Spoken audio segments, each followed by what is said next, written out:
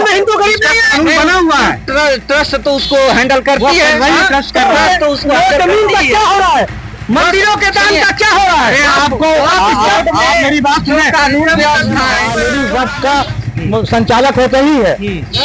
अभी क्या है, अभी आप ये बताइए, सुनिए, आप ये बताइए वक्त के पास 9 लाख एकड़ जमीन है, बिल्कुल है। तिरुपतिनाथ मंदिर के पास 20 लाख एकड़ जमीन है, उसमें कानून कब बनेगा? नीतीश कुमार, जसवंत चौधरी, चिराग पासवान, इन 4 लोगों को मोदी जी ने बलि का बकरा बना करके मुसलमानों के सामने पेश किया है। बकरीद से पहले क्या मुसलमानों तुम बकरीद में कुर्बानी दोगे? मैं 4 बकरों की कुर्बानी बनाया था, तो 2014 में क्यों नहीं पास किए?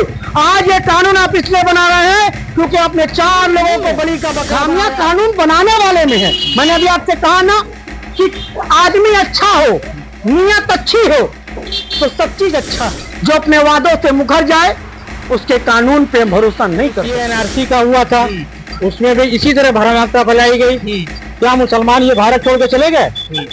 सेम वही पोजीशन है कि मुसलमानों को बरगलाने का काम किया जा रहा है और कुछ नहीं। क्या जानकारी नहीं है? नहीं, कुछ नहीं। अब आपको माइक पे नहीं ऐसा है कि आपको बना हुआ है, ट्रस्ट तो उसको हैंडल करती है, ट्रस्ट कर रहा है, तो उसको जमीन का क्या हो रहा है, मंदिरों के दान का क्या हो रहा है? आपको आप मेरी बात सुने, कानून व्यवस्था है, ये भी मुसलमान ही है। आप इनको जानकारी नहीं है। क्या जानकारी? आप बता दीजिए। सुनिए, इनके प्रधानमंत्री ने कहा था 15-15 लाख रुपया खाता में आएगा। प्रधानमंत्री वक्फ अमेंडमेंट बिल को लेकर के प्रदेश में जो है राजनीति अब शुरू हो गई है। और मैं बता दूं कि लगातार वक्फ अमेंडमेंट बिल को लेकर के हम लोगों को जागरूक कर रहे हैं, अलग अलग जगहों पे जा रहे हैं और लोगों से जो है वक्फ अमेंडमेंट बिल के विचार को लेकर के उनसे बातचीत कर रहे हैं कि वे जो है वक्फ अमेंडमेंट बिल को लेकर के कैसे देख रहे हैं और उसके बारे में क्या कुछ जान रहे हैं।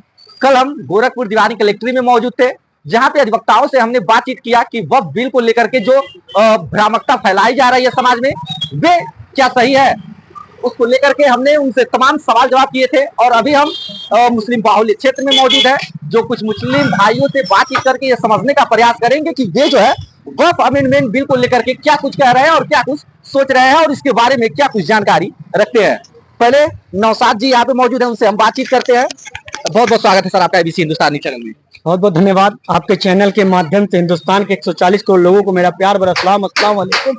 जैसा कि आपने कहा कि वह कानून को लेकर के आपके विचार क्या हैं, देखिए कोई भी विचार उस व्यक्ति पे निर्भर होता है कि वो व्यक्ति कितना सच्चा है, कितना सक्षम है। मैं उस व्यक्ति का विश्वास कैसे कर लूं जिसने मदारियों की तरह हमसे ताली बजवाया, जिसने मदारियों की तरह हमसे थाली पिटवाया, लाइट को बुझा करके अंधेरे में हमको जीवन यापन करने पे मजबूर किया। उस शख्स का हम कैसे विश्वास कर ले जिसने कहा था चुनाव के समय में सबका साथ सबका विकास, सबके खाते में 15-15 लाख रुपए आएगा, आज तक नहीं आया।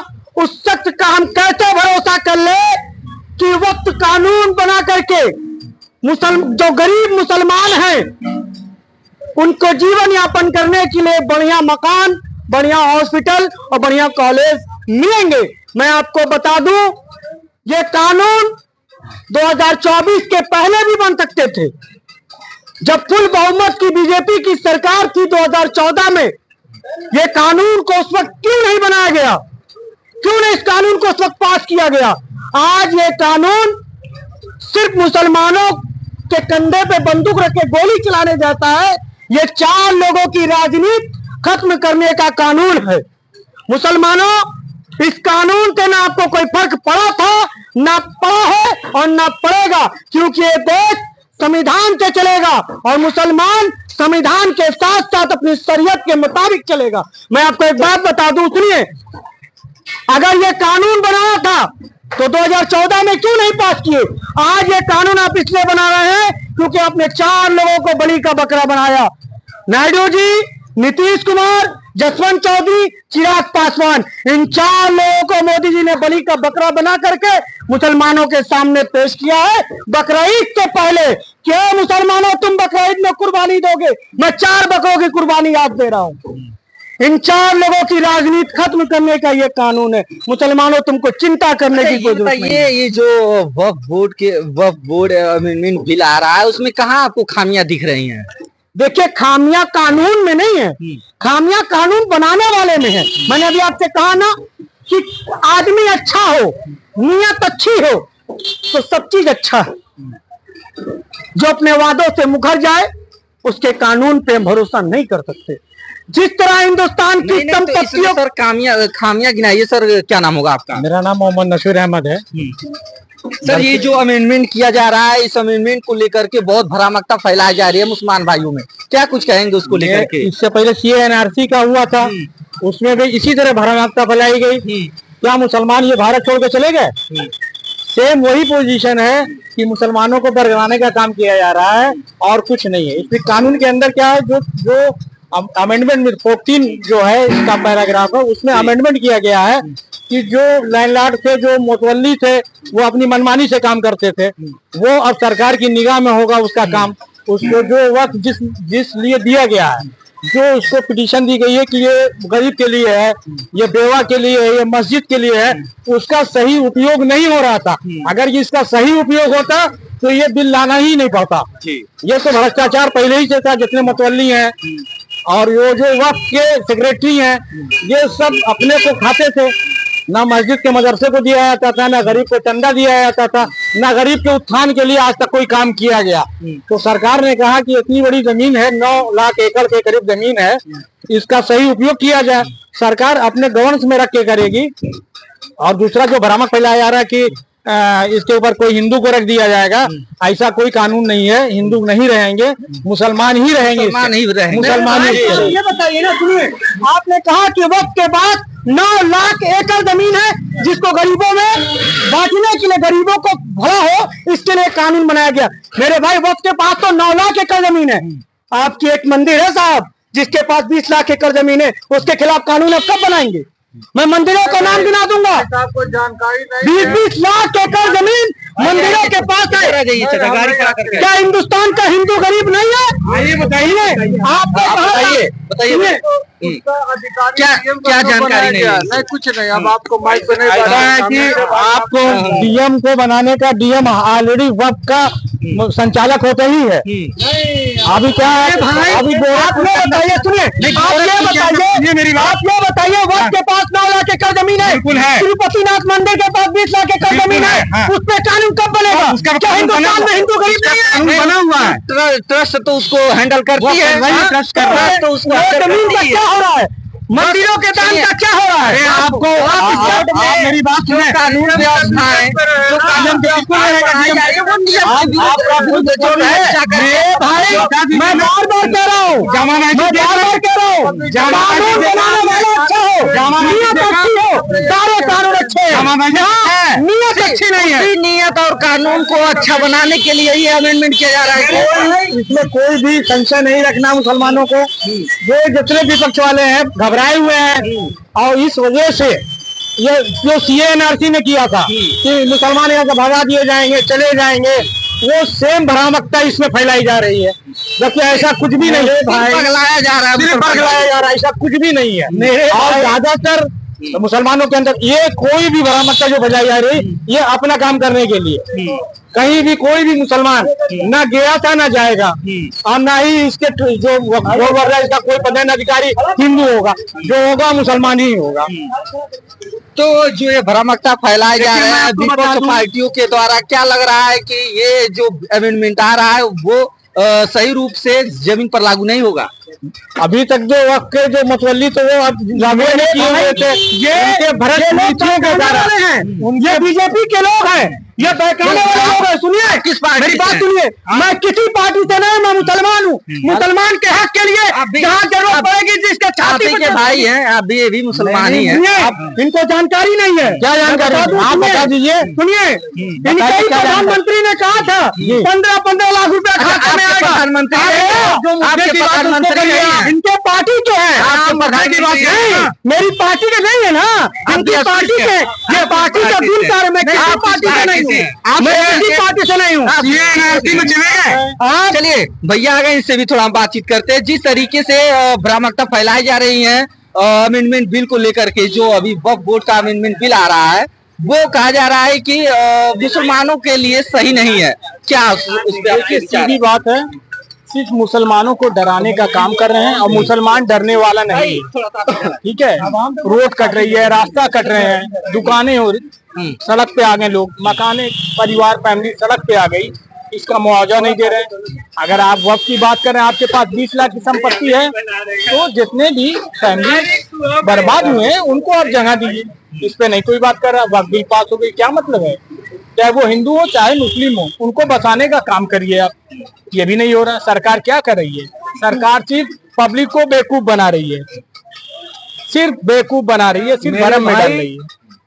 ये कानून क्या कहना चाहेंगे जो अमेंडमेंट बिल आ रहा है? बीजेपी सरकार जब थी पूर्ण बहुमत में, तब ये बिल क्यों नहीं ले? अभी तो समर्थन में है, अभी तो पूरा समर्थन है, फिर ये बिल क्यों लेकर के आए हैं? यानी कि 4 लोगों को मुर्गा बनाया जा रहा है, अमित शाह, ये नीतीश कुमार को। और अच्छा, ये मुर्गा वाली बात कहाँ से आ रही है? और इधर आ जाइए इधर। ये जो मुर्गा वाली 4 लोग की बात है, अमेंडमेंट, ये जो वक्फ बोर्ड का अमेंडमेंट हो रहा है, उसमें कहा ये लोग ये जब अभी क्यों लाए हैं? इसके पहले तो 2014 से इनकी सरकार है, 2014 पूर्ण कार्य तो धीरे ही धीरे होंगे, कार्य तो धीरे ही धीरे होंगे। ये 4 लोगों को मुर्गा बनाया जा रहा है।